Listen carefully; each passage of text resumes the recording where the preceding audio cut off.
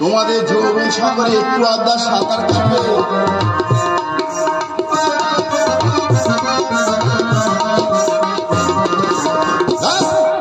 এইটুকু, তারপর শুধু আরামই আরাম।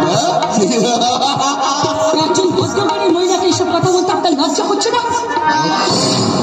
দেখছো, লজ্জা লজ্জা করবে কেন?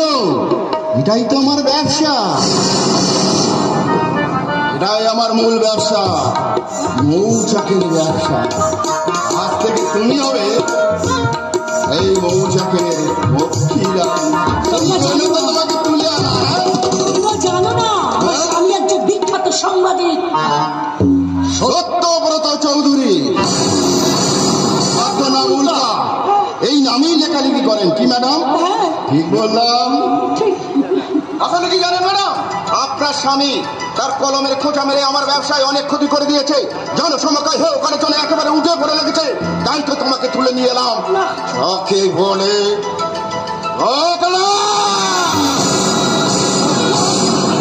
হবে না, তোমার আশা কিছুতেই পূরণ হবে না। তাই তাই তাই তাই কি পারি কিনা পাঁচু ওর বাচ্চাটার হাত পা কেটে টুকরো টুকরো করে আমার কাছে না না না দাঁড়িয়ে গেছ কেন? না, দয়া করো। গুলো আমার পোষা কুকুরকে দিয়ে খাওয়াবো ওর মায়ের চোখের সামনে। দয়া করুন আমাকে, আপনি একটু দয়া করুন।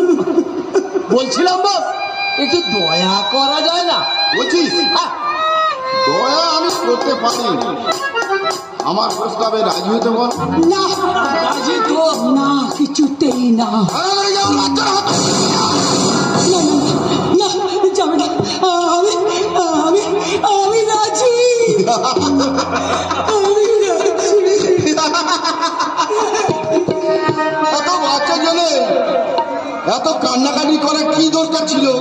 কত সহজে মিটে গেল বলো। আমার খোকাকে এনে দিন না। তোমার বাচ্চা তো আমার দরকার নেই, তবে তিনটে শর্ত। তিনটে শর্ত? মাত্র তিনটে। প্রথম শর্ত, তোমার বাচ্চা 4 বছর বয়স পর্যন্ত তোমার কাছে থাকবে, তারপর অন্য জায়গায় মানুষ হবে। সে দেখতো আমার আমার। দ্বিতীয় শর্ত, তুমি যে মা, তুমি যে ওর মা, সেটা যেন কেউ জানতে না পারে। তৃতীয় শর্ত, তোমার নাম কি? আগে পার্বতী। হ্যাঁ, পার্বতী? না না, পার্বতী নয়, পার্বতী নয়, উর্বশী।